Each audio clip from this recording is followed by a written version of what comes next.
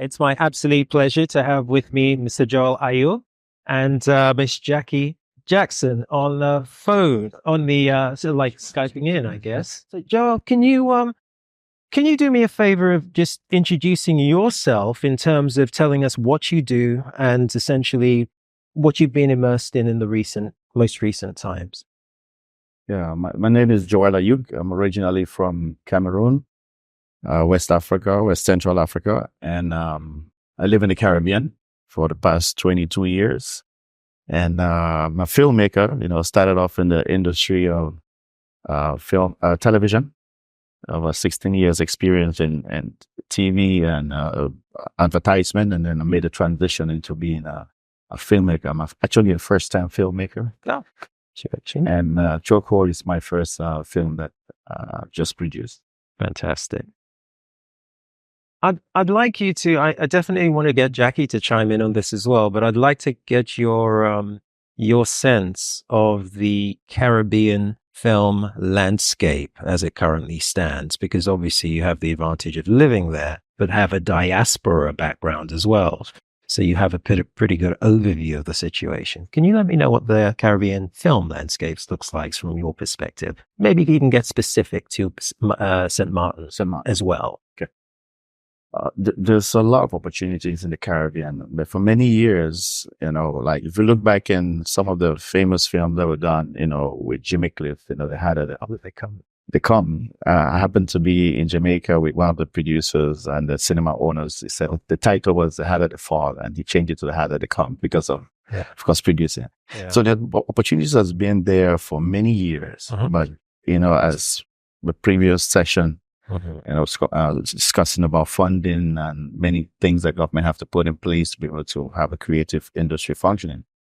We also have that same situation in St. Maarten. Speak 2 was shot 30 years ago in the island of St. Maarten.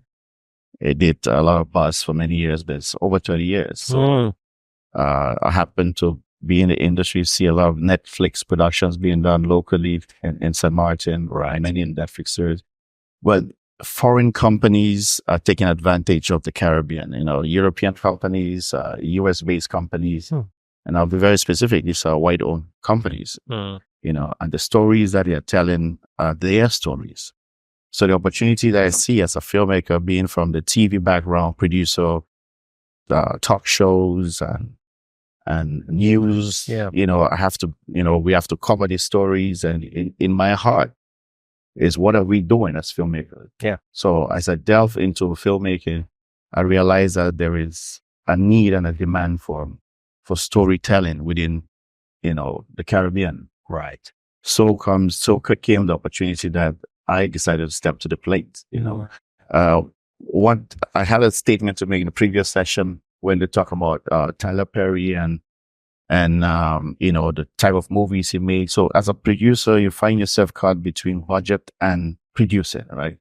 So the responsibility that I took by myself, I had to educate myself. So I educated myself in cinema. I'm a cinematographer also by training. Oh, wow. Excellent. Yes, I have a lot of skills. Yeah. by design, because we live in a territory where there are no many technicians, industry professionals. So the diaspora in me, which is African in me, is like, stop complaining and start working. So for many years, I educated myself in the different genres, the different facets of filmmaking, from writing to cinematography to being a professional film editor to directing to producing to line producing to executive producing. Absolutely. So if you watch my film, you will see all these different names that I have that I had to execute because of lack of funding, right? So these are the opportunities that lie within the region. After creating the film Chokehold, we open a light, that I believe you would ask me a little bit more on that aspect. So there's great opportunities within the region. Fantastic. Thank you for all of that information. And there's a lot to unpack here. And I definitely want to kind of utilize your film, Chokehold, as a bit of a case study. It's a very dynamic opportunity, actually. But let me first check in with Jackie. Firstly, let me introduce you, or let you introduce yourself. I know you're the Film Commissioner for Jamaica, But can you please just tell us a little bit more about who you are and what it is you do? What's your position? And what does that position actually entail? Thanks, Jackie. Absolutely. So, succinctly put, my job is to explore the investment in and the export of the creative industries. And I also have remained as a film animation institute, as I am also the manager for those areas at Jamro, the Film Commission. Just to give a little background, I work at the agency called Jamaica Promotions Corporation, which sits under the Ministry of Industry, Investment, and Commerce. So it really covers the export and investment of the creative industries. So that's my day job. My day job is really lobbying for the industry and looking at the policies that can support the creatives. It's also creating initiatives for those sectors, which again, music, animation, and film animation and music. And just ensuring that the creatives, I'm a bridge between the creatives and government, because it is a government position that I'm in. So I have been in the creative industries for, probably close to 20 years. I started here at the University of the West Indies, Carib, where I did my undergraduate in film and television production. I then started working, coming right out of undergrad. I went to Television Jamaica, which is a local broadcasting television station in Jamaica. I started working as a production assistant, then went up as a producer. I was producing the lifestyle programs there, specifically the morning show called Smile Jamaica. I did that for a few years, and then I decided I really wanted a little bit more experience in film and video production. So I moved to New York, and I did to do my master's in film, video and television production. So I did my master's media arts degree, and also a course that and the program covered production management, right?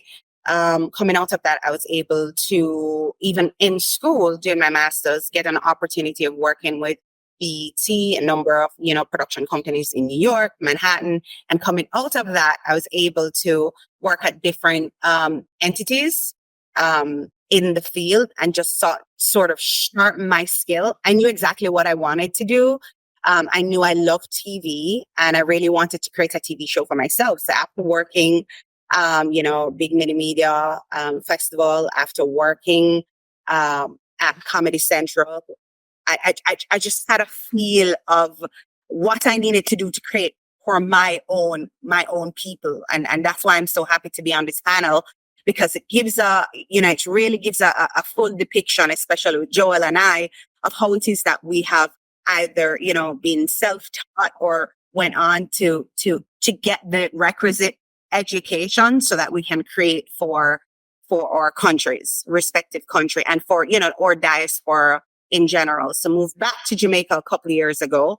I started my company, Ideate That Limited. I started a TV show called Psychology Off, which basically looks at the language that we speak. It's patois, right? Some people say it's broken English, but for us, it's our language here, our native language, patois, and looked at, just the cultural nuances of it. I'm in, fourth season. I'm in pre-production for the fourth season. I've also been fortunate to create an adult coloring book. So I'm big on mental health as well. And I know you're going to talk about that a little bit, Rodney, but also as creatives, we are just so consumed with the work that we're doing. Sometimes we forget, that part and that side of our brain that requires rest. So it was less than a year ago, I applied for the job as film commissioner. I was lecturing in Jamaica. I'm, working on a number of projects, my own TV show, a documentary, etc. And I saw the position, and I was very interested in it because it just looks like something that I would want to do. And also just based on the trajectory of my career, giving back, right?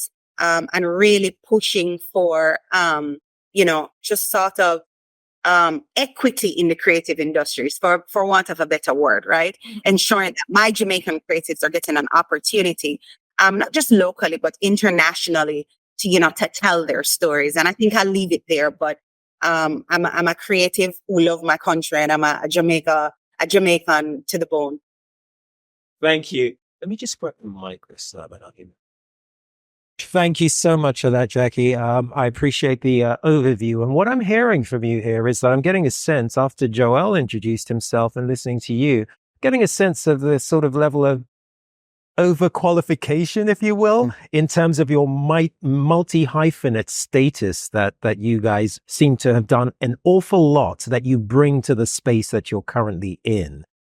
Jackie, I'm going to come back to you in a moment and to ask you about your view of the landscape, the film landscape in Jamaica specifically. But before I do that, I want to jump into asking Joel a little bit about the process to tell us a little bit about his film, Chokehold, which, and the process in which he went about creating this particular film. I know there's a lot that has come out of that, and even you guys will be having a conversation about potential co-production possibilities between the two islands and the larger communities of the islands. But Joel, can you just tell me a little bit more about what is Chokehold? How did it come about? And can you tell me about putting such a project together in the Caribbean space, specifically with St. Maarten, of course? Yeah, Chokehold is a film that I had in mind to do for the past 16 years. A story that was in my mind, and it's during COVID, right? Based on the events on the news and how locally those events impact us locally as well, which is domestic violence. Okay. The numbers went up 38% around the world, a spike of domestic violence because the victims and the perpetrators were in the same space. Yeah. And the justice system didn't want nothing to do with anybody coming to their stations or the jail, because it gets complicated also. So I'm being in this story and being in this space and knowing this story, it comes from actually firsthand of some family members that I happened to be the getaway driver when they also were abused, to save them. It happened twice or three times, and neighbors around. And so I decided I got to do something about it. And that something about it is I'm a storyteller. And, when it comes to awareness, you see once a year, people put some pins on their shirt and they walk around, do a walkathon, and they call that awareness. Right. And, yeah. And being in the media field for many years, we have to cover those stories. So it's the same old. There's nothing changing. Creativity when it comes to branding was lacking. Yeah. So I decided as a filmmaker to do something about it. But it was a tough decision for me to make because some of these members of the story or inspirational story were family members and neighbors that, as a filmmaker, like our brother Simeon told me a while ago that you have to be responsible. You have to be able to take that have the cojones, as you say, to tell that story. And it took me a while to tell the story because it's very sensitive. I was asking the victims, I'm going to tell the story one day. Should I? No, not yet. I'll let you know. So during COVID, everybody was locked down and I started writing. Right. Wrote the script. It took me like 2 months or 3 months, writing because, you're in the space. All you do is eat and sleep. Right. So the rest was history from that point. But now funding during COVID, businesses are closed, right? So is the glass half full or half empty, right? As Tyler Perry, right? I love that brother because I study him like a book. Okay.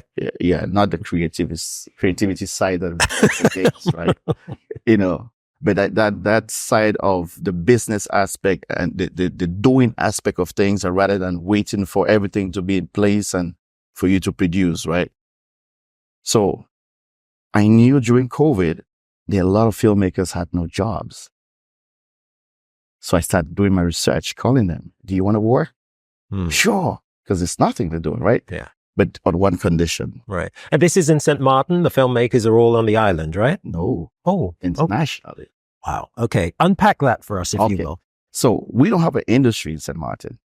There are no professional filmmakers. I'm like the only one on the island that works with, different production companies. I work with Ciné and Trace TV and the rest. Yeah. So I have relationships with international filmmakers. So I reach out to them from Los Angeles to Canada, to Guadeloupe, to Martinique, Right. to Nigeria, to Cameroon, international community of filmmakers. Sure. Are these all Francophone based They are or? French speaking, English speaking countries. Okay. So I reach out, and each one of them said, yes, I'm willing to, because mental health, right? Everybody was locked down. They're looking for something to do. Absolutely. On one condition, Tyler Perry model, reduction of costs. Right. And I reach out also to some investors, because investment is another aspect to it. So it's Okay. how much you're paying. It's a level of love first, because we're telling a story that impacts women's life Okay. and children. All right. So I'm hearing you've got a story which is compelling and directly related to the region.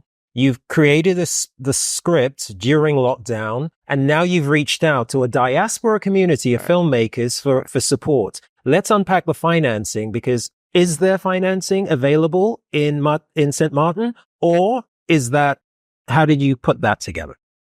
Okay. St. Maarten is a French-speaking island. Yes, there is financing available from France. This is our mother country. This is France, it's St. Maarten. But St. Maarten, specifically as a region, doesn't have a film commission to tap into these French funds. Okay. So there was no financing available. Okay. We'll get to that. So I had to dip into my pockets.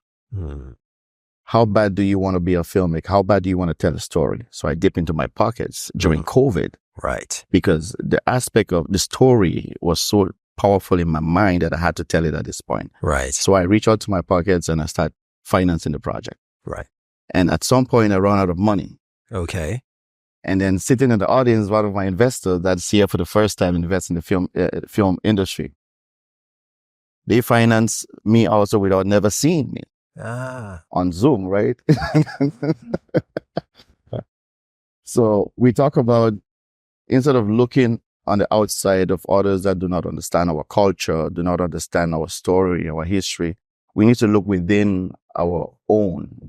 Financiers or brothers here, you paid this money, came right here to be able to learn the business and also maybe invest in other films. So I reach out, and then I reach out to government. So how do you write your project? How do you pitch to be able to convince the government to get engaged politically?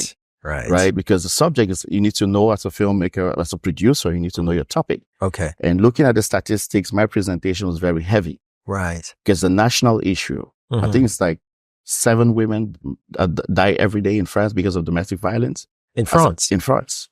As a national. So we bring that to the table, Mr. President, this is what's happening. The head of the social department, this is our problems, national problem. So what do we do about this justice system? The justice system in St. Maarten at that time was super charged by domestic violence victims. Right. So through that, I was able to get some funding, some grant, given for the first time, an amount that is too substantial. And how do you produce? I didn't use a company at that point. I use a foundation. Right. A foundation, you can get grants easier than having a company, because the foundation it's a cause, right? Right. So through that cause, the instrument in which you use to fund your project is also important. So that's how we're able to raise the funds and get into production. Gotcha. We're going to keep developing on that, but I want to bring Jackie in on this part of the conversation, because Jackie, I'd like you to kind of give us, I'm sure you heard, hopefully you were able to hear Joel's conversation. And I want to sort of speak to you about, what would a Jamaican version of Joel, what would their options have been in Jamaica? For example, they've written this film which has local relevance. They are now looking for financing. So I want you to, if you will, speak to 2 different things. One, what does the film landscape look like in Jamaica, and how does it actually serve Jamaican filmmakers? I might even say Caribbean filmmakers, because of course there might be the opportunity to partner with a Jamaican producer. So by definition, we all become Jamaicans at that point. Okay. So first I want to let's talk a little bit about the landscape and the film industry in Jamaica, right? I think we've been doing a lot of productions, 1900s, 1901. There's a number of films. If you search, I think Daughter of the Sun, one of the first $1 million project shots in Jamaica. So we've had film and film production happening on the island for a very long time. So a lot of persons are always thinking Jamaica is ahead of the game. And in some instances where we are, when we talk about having a very, in comparison to Joel's country, we have a very highly skilled crew, right? When you think about even 65% of our local crew is hired on any production. So that's huge, right? It is. This is an island of less than 3 million people. But then when you look at the diaspora, that's an additional 3 million. So I'm talking about the fact that we are competitive. We are resourced. We are seen as the cultural mecca in the Caribbean. It's convenient, one of the largest English speaking country in the Caribbean, but also third largest in the Western Hemisphere. So the landscapes, just to lay that landscape, we're really, really highly skilled. We're extremely competitive. And of course, and convenient because we've been doing this for a very long time. Now, to speak specifically to, what Joel was speaking about as it concerns financing, it has been very, very difficult for my Jamaican creatives to access funding, right? And when we start talking about funding, this is where everybody is like peaked because they're like, how is it that you guys haven't had, the Film Commission has started since 1984. Why hasn't there been sort of some funding, government funding, implemented for the creative industries? And I think it just has been, for my predecessors and previous film commissioners, all of the other stakeholders and the creatives on the ground, it has really been a battle because there's a juxtaposition about, the international productions, right, that come in on the island. Yep. And then, of course, the local productions. Indeed. That's something that we always have to think about the balance because we want both. But for me, selfishly, I want my local creatives to be creating more films and owning that sort of intellectual property. Sure. Right? Mm-hmm. Because of course, films come, they use our resources. Yes, we get paid and then they go, but we're talking about residuals and return on their investments. It doesn't happen there because we're not owning any of those rights. Yeah.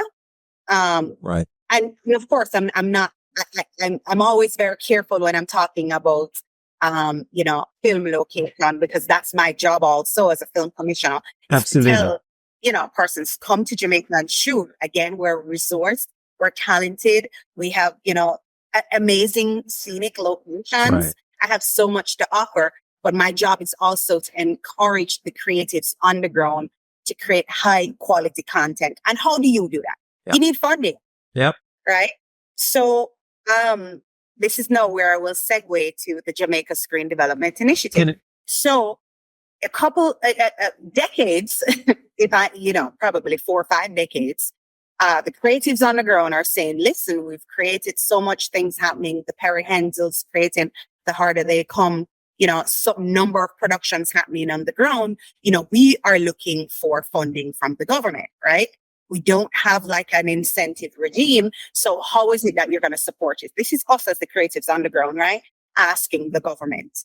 Last year, 2023, Finance Minister, Dr. the Honorable Nigel Clark announced in his budget debate presentation that they've allocated, the government of Jamaica has allocated $1 billion for the creative industries. And trust me, there is a huge uproar.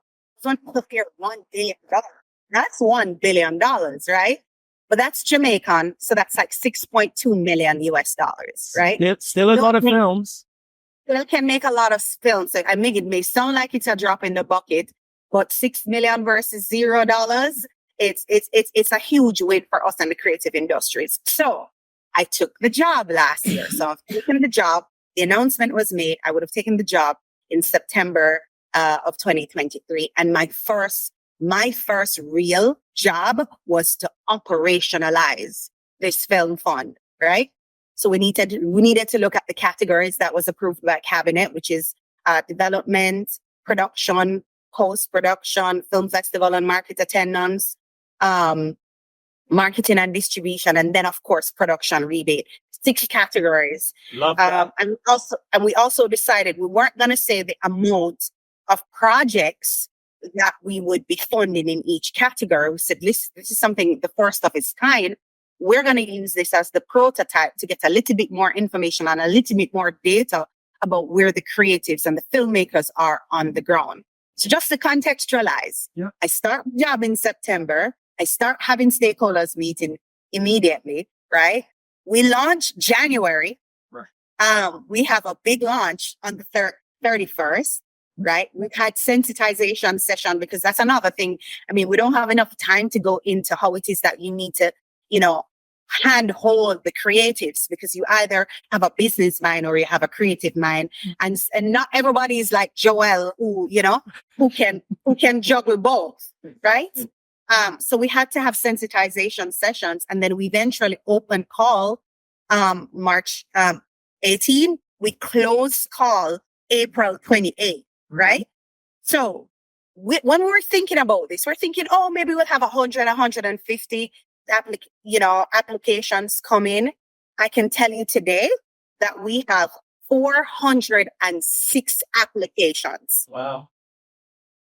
406 applications. Let me give you some more data. But now, how does that slice into the to the budget allocated? Let's deconstruct that a little bit. Let's talk a little bit about that, because I do have that, preliminary data. Right. What it's saying now, so we have a 406 application, and when we looked at what the requests in total from all the applications were, 17 billion Jamaican, Rodney. Whoa. Okay, so billion. So let's contextualize. We have one. Then we did a further calculation based on the eligibility criteria, based on the documentation that is required, based on the operational guidelines. These are the things you have to be eligible. The request is 5 billion. Wow. Okay, that is significant. I'm just going to let you finish off this train of thought by asking, and then Joel, I'm going to come to you. Is there a role that the business sector, the private sector, can play in terms of that gap? Because I'm thinking of it as a producer. All I see here is a gap in the financing. So how are you moving towards filling that gap? Right. So we really have to get back to, doing investor programs. So what the investors, and I've had multiple conversations with the financial institutions in Jamaica, with private equity firms, with just, persons of a particular background, right? High value, clients, we call them celebrities. Those were the big bucks, right? The blue chip entities. What has happened is they have been really afraid of investing in the creative industries, because their first thing is, if the government isn't doing it, why would we? Exactly. Right? Yeah. So again, the government had a really big role to play, and I know they would have seen that. I mean, I can go on and talk about all the productions that we've had, recently, the Get Millie Blacks, the One Love Bob Marley. Yeah. Right? There've been so much productions that have been shot. From Oprah coming to shoot, a number of other productions in the last couple of years. I can tell you 2020, 2023, it was about $32 million of film production expenditure. But this year, which is 2023, 2024, that fiscal year is about, close to 13 million US dollars spent on the island. So what I'm saying is they can see the numbers that we're doing, but they didn't appreciate that, the creatives, the Jamaican creatives, didn't have a huge percentage of that slice of film production expenditure. Now, it's going to be a total different story 2-3 years, Rodney, when the creatives on the ground now have access to this funding. So my job now, right, is to now have multiple conversations with, the private equity firms, with all of the financial institutions to say, listen, this is an opportunity to come in and support your own. Right? Yeah. And we have to do these lessons. And I mean, it's twofold, and I mentioned it earlier. educating, because it's a language barrier. When I say language, I'm not talking about, French or English. I'm speaking about from a business point of view and from a creative perspective point of view. Some creatives can't even speak the language to the financiers, and the financiers are just looking at the top dollar. And when do I get this return on this money? I give you $1 billion. How do I get to wow? That's how they see their schemes. Right. Right. So for us, right, to be deliberate about how it is that we're positioning ourselves, and then just ensuring that in even all of these spaces that we're creating, from film festivals and the marts, that we're creating a space to educate, or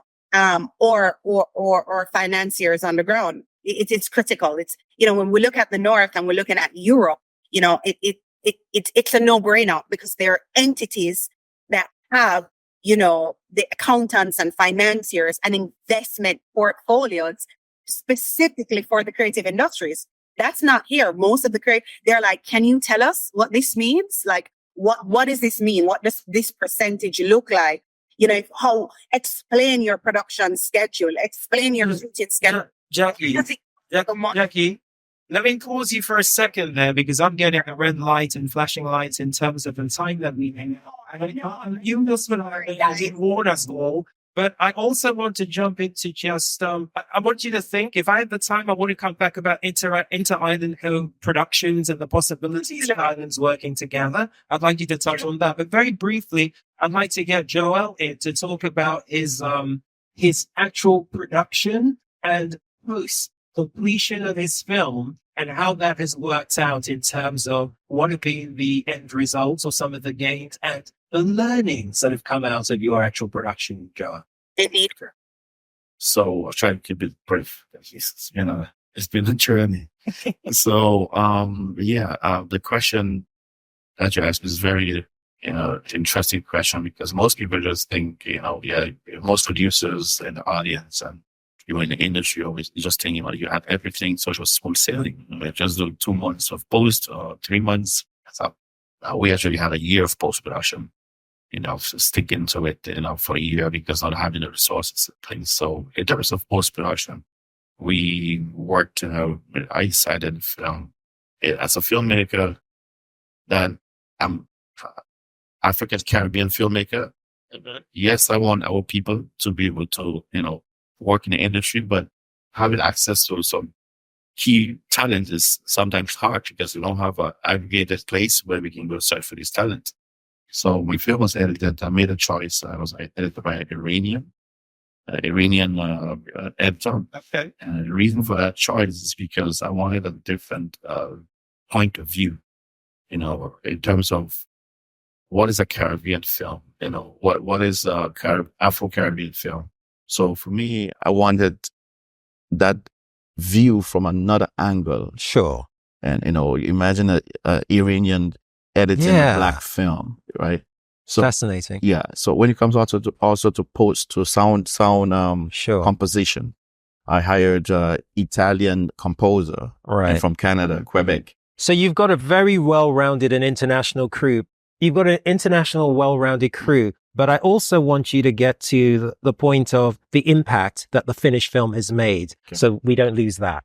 Yeah, the impact that based on those issues that I was able to address from a producing standpoint, to have a product that is not typically branded, when you go to the market, it's like, that's a Nollywood film, or that's a African-American film. What happened?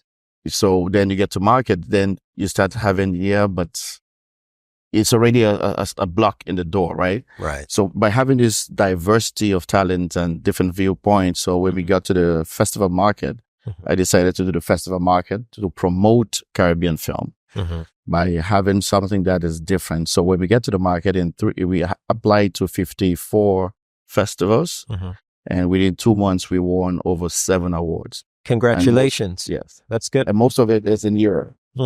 Thanks. Most of those awards, most of those awards was in Europe, from Germany to France to Switzerland to Canada, and then recently in Cameroon, we also won 2 awards in Cameroon. Did that have an impact in terms of government and Very much so, because how the approach was done in St. Maarten, I approached it from the Hollywood standpoint of the premiere. The premiere had 11 of the actors and the crew flew in from around the world, because seeing is believing.